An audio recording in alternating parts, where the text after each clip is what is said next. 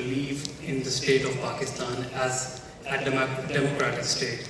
Especially the Tehreek-e-Taliban Pakistan, Hakeemullah Mahsood is very clear that they actually want to take over the whole state and impose the Sharia government. And second group I have in mind is the BLA, the Baloch Liberation Army, who do not want to take over Pakistan, but they want to get separated from Pakistan.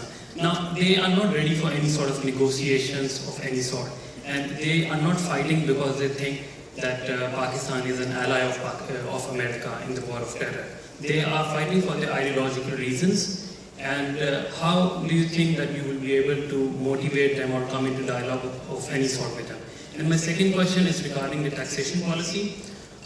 Even if you have a full clean sweep and you come with full majority in the assemblies, you'll still be dealing with the same bureaucracy that has been corrupt for 60 years in Pakistan. How would you make sure and how would you eliminate the bureaucracy, the corruption happening in the bureaucracy? Okay. Number one, BLA. The BLA problem is not as big as the problem of Taliban, TTP. Reason why BLA problem is not big as half of Balochistan is Pashtun, so there's no BLA in the Pashtun areas. The other half, there are only certain 3 tribes that are fighting. And the 3 tribes that are up in arms, and BLA belongs to those 3 tribes. It is, as I said, we have to have a good relationship with India. And if our relationship with India gets normalized, friendly, open, trustworthy, and then if we have a proper relationship with Afghanistan, because these two are connected, once the outside influence is eliminated in the BLA factor, the BLA will gradually come back to the dialogue table and you will be able to negotiate. Basically, Balochistan needs rights. It's a rights movement. Pakistan has treated Balochistan like a colony. And unless we address the issue, we have always used military as an option and failed. And also we treat, the way we have ruled Balochistan is like the colonialists ruled Balochistan, basically through not feudals but the Sardars. What should happen in Balochistan, apart from giving them rights, more money going into Balochistan for the development, their resources mainly to be spent on them. Balochistan needs a police system. Police is only in 5% of Balochistan. The rest are levies controlled by the Sardars, paid by the government. They cannot give justice to the people, so all we are doing is strengthening these warlords, who then demand more and more money. And thirdly, we don't have a local government system there. So all the money that goes to the Balochistan in the FC award to the Balochistan MPs, they have something like 35 million, not 350 million rupees per Balochistan's MP. This money should go to the local government. So what is happening is that the powerful in Balochistan who come into politics get all the money. It never goes down to the grassroots level.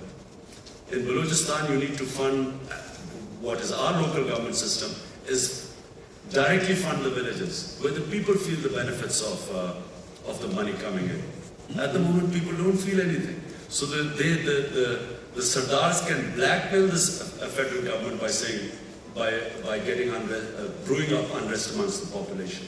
So population must feel the benefits of development. And about TTP, the leadership of TTP does not believe in democracy and wants some sort of a state based on what they perceive to be Sharia.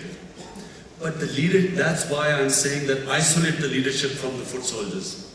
The foot soldiers are not there because they believe in some sort of ideology. Otherwise, the Taliban would have been in Pakistan when they were in power in Afghanistan between 1996 and 2001. There were no Taliban in Pakistan. So clearly that ideology, it's not because of the ideology that people are fighting with them. People fight with them because they are fiercely anti-American in that area, because of Pashtun nationalism, because they think the American war is a war against Islam.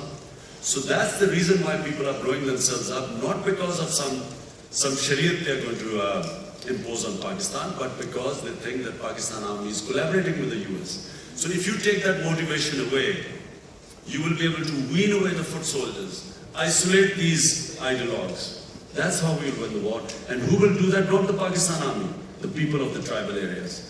Remember, the key to winning the war lies with the people of tribal areas, not with the Pakistan army. Because the more we use the army, the more TTP gets strengthened.